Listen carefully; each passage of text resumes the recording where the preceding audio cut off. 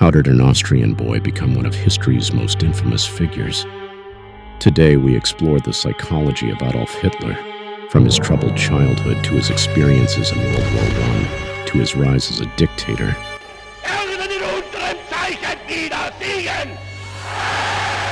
We'll break it down using different psychological lenses to understand the forces that shaped his mind. And by the end, we'll ask, could history repeat itself? Hitler's childhood was shaped by conflict. His father, Alois, was a strict authoritarian figure, harsh, demanding, and physically abusive. His mother, Clara, was the opposite, nurturing and overprotective. Developmental psychologists suggest that authoritarian parenting fosters rigid thinking, submission to authority, and aggression toward outsiders. This may have fueled Hitler's deep need for control.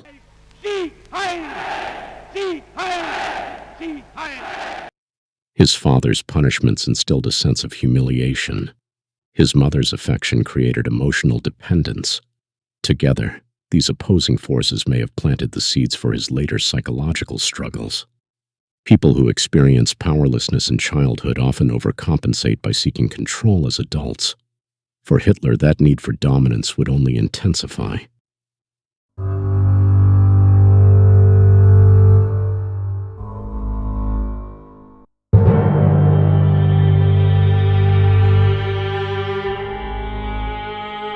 As a young adult, Hitler suffered repeated failures. His rejection from art school shattered his self-worth. He struggled financially, even living in homeless shelters. These experiences reinforced deep feelings of inferiority. The inferiority complex suggests that when people feel weak, they often seek power, recognition, or dominance to compensate. Zeit verwendet habe im Dienste meines Volkes. Gib du jetzt deine Stimme ab, wenn ja! Hitler may have adopted the belief that he was destined for greatness to avoid confronting his personal failures. During his time in Vienna, he was exposed to anti-Semitic ideology, a worldview that gave him a convenient scapegoat. Social psychology tells us that when people feel alienated, they seek a group identity to restore their self-esteem.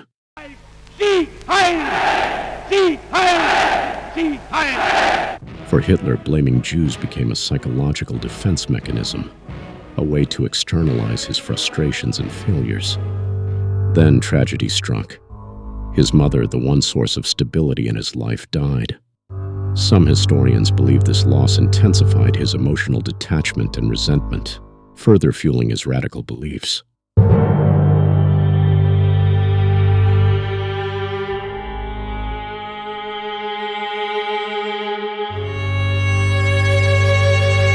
Hitler's time in World War I reinforced his growing worldview. The trenches were brutal. Death was constant. And one event in particular stood out.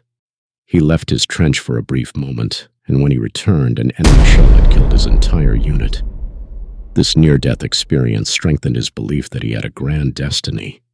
In psychology, this is known as illusory correlation, when people assign meaning to random events. He also suffered from severe trauma, possibly even PTSD, as he witnessed mass death and destruction firsthand. But for Hitler, the ultimate trauma was Germany's defeat. Instead of seeing it as a military loss, he latched onto confirmation bias, believing in the false idea that Germany had been betrayed from within. As Hitler gained power, his personality traits became clear.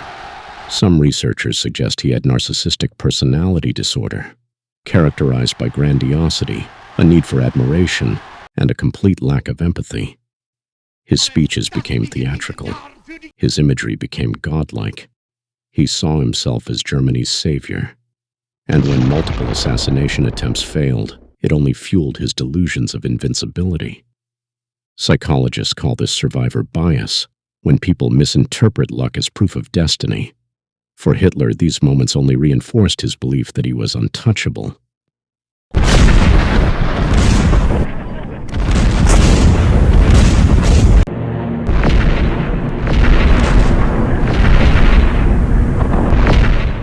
Hitler didn't just rise to power on his own.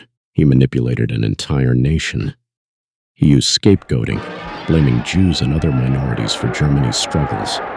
He leveraged group psychology, fostering a sense of unity through propaganda. And he capitalized on obedience to authority, a phenomenon well documented in Milgram's famous experiments, where people blindly follow orders even when it leads to harm. But there was another key factor: conformity. Ash's research shows that people will go along with the majority, even if they know it's wrong. 2. 2. The subject denies the evidence of his own eyes and yields to group influence. Hitler created an environment where questioning his rule felt unthinkable. As Hitler's power grew, his cognitive distortions became more extreme. He engaged in black and white thinking, seeing the world in absolute terms: superior versus inferior, friend versus enemy. He dismissed opposing views as lies and only surrounded himself with people who reinforced his beliefs. This is confirmation bias at its peak, rejecting any evidence that contradicts a pre-existing worldview. And when his strategy began to fail, he didn't adapt. He doubled down. By the final days of the war, Hitler had become increasingly erratic and paranoid. Some historians suggest he suffered from amphetamine psychosis, caused by excessive drug use. Symptoms include delusions, hallucinations, and paranoia, which may explain his erratic decisions in his final months. As defeat became inevitable, Hitler experienced narcissistic collapse, a psychological phenomenon where someone with extreme grandiosity self-destructs when their image of power is shattered. Rather than surrender, he chose suicide, unable to face the reality that his vision had collapsed. Hitler's psychology was shaped by childhood trauma, social psychology, cognitive distortions, and personality pathology. But here's the bigger question: was he a unique case, or could history repeat itself?